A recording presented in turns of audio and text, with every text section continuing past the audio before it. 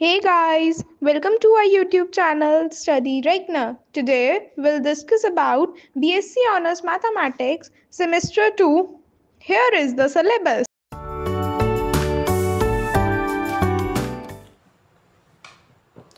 अब हम बात कर रहे हैं एंडेमिक डिसीजेस की। अब तक की जो हमने इक्वेशंस की बात की, आई होप वो सबको समझ में आई होगी। अब हम नेक्स्ट टॉपिक पे आ रहे हैं जो कि है endemic diseases. So the endemic diseases persist in the population. They are characterised by outbreaks that occur from time to time. Measles, chicken pox, these are the common examples. अब देखो यहाँ पे एक कंपार्टमेंटल डायग्राम है। ये किसके लिए है? For an epidemic model, endemic model of the disease in a city और the country over a long time where there is no reinfection। अब ये डायग्राम क्या कह रहे हैं? देखो, बर्ड्स हो रहे हैं, एसटी क्या होता है? ससेप्टेबल। तो बर्ड्स हुआ, ससेप्ट हुए और डेथ हो गई। या ऐसा हो सकता है ससेप्टेबल हो गए, इन्फेक्ट हुए, जो ससेप्टेबल थे वो इन्फेक्टेड हो गए तो इन्फेक्टिव्स हो गए, फिर डेथ हो गई। नहीं तो रिकवर होके आरटी हो गया और उसके बाद फिर डेथ हो गई। ठीक है, तो ये हमारे पास एक मॉडल है, एंडेमिक मॉडल। अब हम आगे फिर से कुछ इक्वेशंस जानेंगे, जैसे अभी हमने जानी थी इक्वेशंस, वैसे एक और थोड़ी सी डिफरेंशियल इक्वेशंस है, वो देख लेते हैं। Let A and B denote the natural per capita death rate and birth rate of the population where deaths are due to the natural causes, then the differential equation are. अब हम दो चीजें मान रहे हैं, एक हमने बोला ए, एक हमने बोला बी।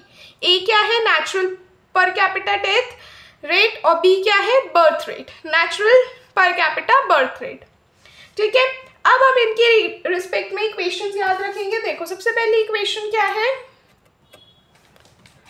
देखेंगे। हमने बोला कि ए मैं मान लेती हूँ natural per capita death rate, ठीक है, और बी हमने मान लिया पर कैपिटा बर्थ रेट।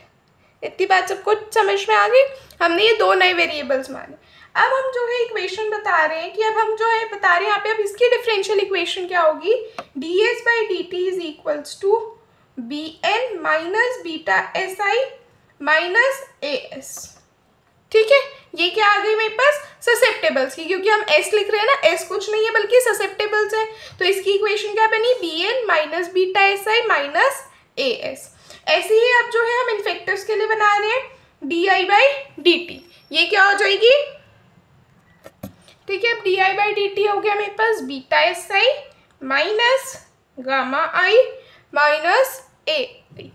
ठीक है, और D R by D T एक निकाल देंगे। अब देखो, ये वाली ससेप्टेबल के लिए होगी, ये इन्फेक्टिव्स के लिए होगी। अब ये किसके लिए हो जाएगी? रिकवर्ड के लिए। तो इसकी इक्वेशन क्या हो गई? गामा आई माइनस ए आई।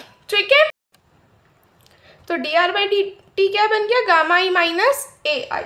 अब सबको पता है यहाँ पे, ये जो मैंने यहाँ पे जितने भी रखी है वैल्यू, सबको इनके मतलब पता है। जैसे गामा क्या हो गया हमारे पास? रिकवरी रेट हो गया। ए हमारे पास पर कैपिटा बर्थ रेट हो गया। बी हमारे पास पर कैपिटा, सॉरी, ए हमारे पास पर कैपिटा डेथ रेट है और बी हमारे पास पर कैपिटा बर्थ रेट है। बीटा हमारे पास क्या होता है? हमने अभी बात की थी, वो होता है हमारे पास बीटा एफ बाई एन होता है। ठीक है, बीटा हमारे पास एक कांस्टेंट है, एस ससेप्टेबल हो गए, आई इन्फेक्टिव्स हो गए, बस। ठीक है, ये सारी चीज़ें सबको समझ में आ गई। अब यहाँ पे हम बात करते हैं, अगर हम फिर से अपना एनटी की बात करें, एनटी मेरे पास क्या हो जाता है? Total population. तो उस पॉपुलेशन में मेरे पास ससेप्टेबल्स भी होंगे, इन्फेक्टिव्स भी होंगे और रिकवर्ड वाले भी होंगे। ठीक है, अब मैं अगर इन सबका डेरिवेटिव लूँ तो मुझे पता है इन सबका डेरिवेटिव लेने के बाद जो है ये डेरिवेटिव जीरो हो जाएगा, मतलब जो टोटल पॉपुलेशन है वो जीरो हो जाएगी। तो यहाँ पे हमारा केस जो है डिफरेंट हो जाएगा, क्योंकि जब हमने एनटी को जीरो कब आया था हमारे पास? जब हमने पहली वाली इक्वेशंस डाली थी, जब हमने डी एस, डी आई और डी टी, डी आर की, इन सब की एक अलग डिफरेंशियल इक्वेशन बनाई थी, तो उससे हमारे पास ये जीरो आ रहा था। अब अगर आप इसका इन तीनों इक्वेशन को ऐड करोगे ना, तो अब आपके पास जीरो नहीं आएगा। एक बारी करके देखते हैं, एस टी की वैल्यू क्या हो जाएगी? अब मेरे पास डेरिवेटिव हो जाएगा ना, S dash T plus I dash T plus R dash T. ठीक है, अब एस डैश टी की क्या वैल्यू है? B N minus beta S I minus A S. ठीक है, प्लस आई डैश टी कितना है? Beta S I minus gamma I minus A I. ठीक है, आर डैश बच गया टी कितना है, plus gamma I minus A I. ठीक है, अब अगर आप ध्यान से देखो तो बीटा एस आई से बीटा एस आई चला गया, इसको हटा दो, कैंसिल हो गया। ठीक है, अब यहाँ पे हम एक चीज और देख सकते हैं। ठीक है, अब यहाँ से हम गामा आई से गामा आई भी कैंसिल कर सकते हैं। अब हम क्या करेंगे, b माइनस ए को कॉमन ले लो, सॉरी b माइनस ए अंदर आ जाएगा, n कॉमन हो गया। तो अब डिफरेंशियल इक्वेशन ये बच गई आपकी। मतलब अगर हम बोले dn बाई डी टी, जैसे पिछली जब हमने इक्वेशन जब ये 3 बनाई थी तो हमारे पास dn बाई डी टी 0 आ रहा था, जिससे हमें पता चल रहा था कांस्टेंट है। अब हमें क्या पता चल रहा है, ये b माइनस ए इंटू n हो गया। अगर b और a की वैल्यू सेम हो जाती है तो पॉपुलेशन जो है कांस्टेंट रहेगी। ठीक है, यहाँ पे मैंने ये सब चीजें मेंशन कर रखी है, आप एक बार ही देख सकते हैं। ठीक है, ठीक है, अभी मैंने आपके साथ जो ये वाली इक्वेशंस डिस्कस की ना, अब यहाँ पे देखो पेपर में क्वेश्चन कैसे पूछते हैं। Consider a disease where all the infected remains contagious for life, that means they will never recover. ये इन्होंने दे रखा है कि वो रिकवर नहीं करेंगे। इग्नोर एनी बर्थ्स और डेथ, बर्थ रेट और डेथ रेट को इग्नोर करना है। Develop the pair of differential equation for the number of susceptibles S and number of infectives I. अब हमें 2 इक्वेशंस देनी है, एक ससेप्टेबल्स के लिए और एक इन्फेक्टिव्स के लिए। तो हम देखो कैसे कर रहे हैं। हम सबसे पहले बताएंगे कि ससेप्टेबल इंडिविजुअल्स को हम एस टी से डिनोट करेंगे और इन्फेक्टेड इंडिविजुअल्स को आई टी से डिनोट करेंगे। मॉडल क्या है, ससेप्टेबल हुए, इन्फेक्ट हुए, फिर इन्फेक्टेड हो गए, इन्फेक्टेड होने की वजह से इन्फेक्टिव्स बन गए। ठीक है, ये मॉडल क्लियर है सबको। Now since there are no recoveries or death, then the total population remains constant. अब पूरी population मेरे पास constant है क्योंकि मेरे पास clearly mention है कि ignore any births or deaths. ठीक है, अब हम मान लेंगे total population size को n. So the rate at which susceptible individuals become infected depend on the rate of contact.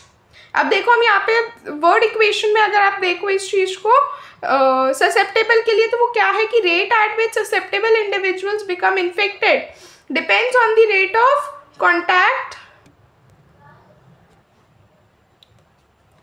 contact between the susceptibles and infectives denoted as beta st it. अब देखो हमने कैसे डिनोट कर दिया इसको, beta st susceptibles IT इन्फेक्टिव्स। ठीक है, तो अब देखो मैंने डिफरेंशियल इक्वेशन क्या बनाई, rate of change in susceptibles is equals to minus times the rate of susceptible infective.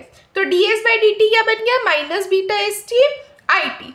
ठीक है, ऐसे ही rate of change of infective individuals क्या हो गया, I T, that is nothing but rate at which susceptible individuals become infected which is same as the negative rate of change of S T. तो differential equation I T के लिए क्या बन गई, ये मेरे पास आ गई D S by D T. अब मैं अगर D I by D T की बात करूं तो D S by D T में ना ये माइनस साइन है। ठीक है, D I by D T क्या होगी, beta S T I T. ठीक है, यहाँ पे मैंने मेंशन कर रखी है। ठीक है, so the equation represents the rate of change of infectives over time which increases as the susceptible become infected. Now these are the equation from the susceptible infectives, that means the SI model for the disease dynamics under the given assumptions. SI model है ये, अगर paper में इनके साथ है use the SI model, तो SI model से confuse मत होना, वो susceptible और infectives की ही बात कर रहा है। ठीक है, I hope ये सबको समझ में आया होगा। I hope आपको आज का लेक्चर पसंद आया होगा। कोई डाउट्स है आप कमेंट सेक्शन में पूछ सकते हैं। नेक्स्ट टॉपिक के लिए बने रहें, तब तक के लिए